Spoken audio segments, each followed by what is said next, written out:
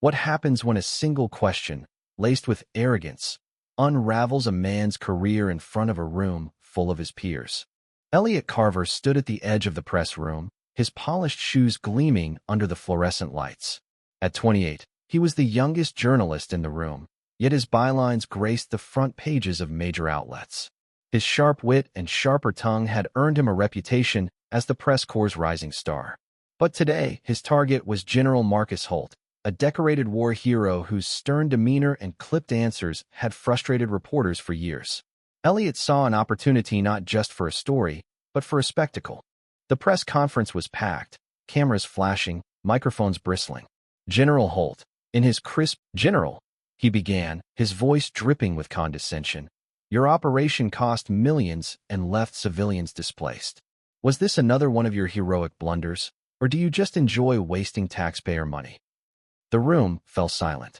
Reporters exchanged glances, some stifling gasps. Holt's eyes narrowed, but his expression remained stone.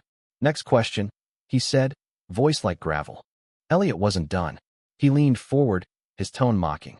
"Come on, General. The public deserves to know were you incompetent or just reckless." The air grew thick with tension. Holt's jaw tightened, but he didn't take the bait.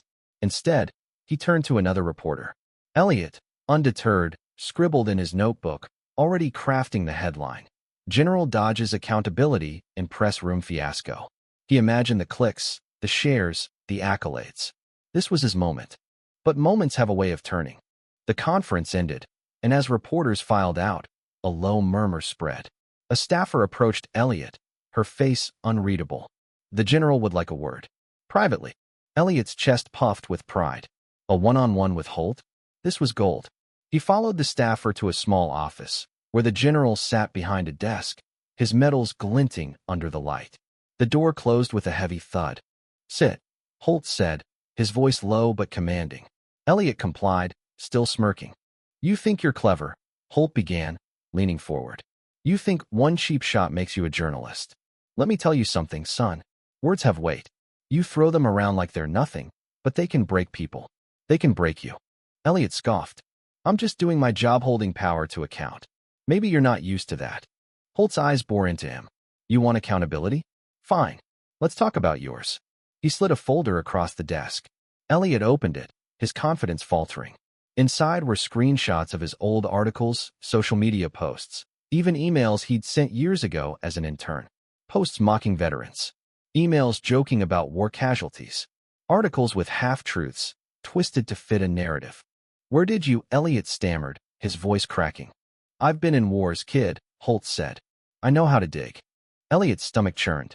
"This is nothing," he said, but his bravado was crumbling. "Nothing." Holt's voice rose, not in anger, but in controlled fury. "You mocked men and women who died for this country. You spun lies for clicks. And today, you stood in front of your peers and tried to humiliate me for doing my job that keeps people like you safe enough to write your garbage." Elliot opened his mouth, but no words came. Holt stood, towering over him. "You want a story? Here's one. Tomorrow, every reporter in that room gets this folder. Your career? Done. Unless you fix it." "Fix it," Elliot whispered, sweat beading on his forehead. Holt leaned closer. "You've got one chance. Go back out there. Tell the truth. About yourself. About what you've done. Or I will." Elliot's heart pounded. He stumbled out of the office, the press room still buzzing with reporters. Cameras were still rolling, catching stragglers. His legs felt like lead as he approached the podium, uninvited. All eyes turned to him. "I need to say something," he began, voice trembling. The room quieted. "I was wrong. Today and before. I've written things, said things that hurt people. Veterans. Families. I mocked their sacrifices for attention, for a story. I disrespected General Holt, and I disrespected all of you. I'm sorry." The silence was deafening. Then, a single camera flashed. Whispers spread. Elliot's face burned, but he kept going, recounting his mistakes, his arrogance. It wasn't just an apology, it was a confession, raw and unfiltered. When he finished, he stepped back, expecting jeers.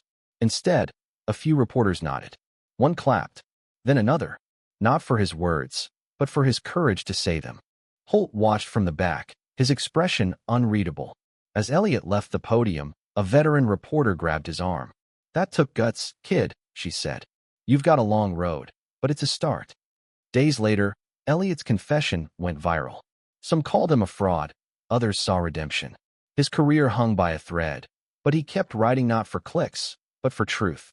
He visited veterans, listened to their stories, and published them without embellishment. Each word was a step toward rebuilding what he'd broken. General Holt never spoke of the incident again, but at a later press conference, when Elliot asked a question respectful, measured Holt met his eyes and gave a slight nod. It wasn't forgiveness, but it was enough. Elliot learned a brutal lesson that day. Arrogance builds nothing, but humility can rebuild everything.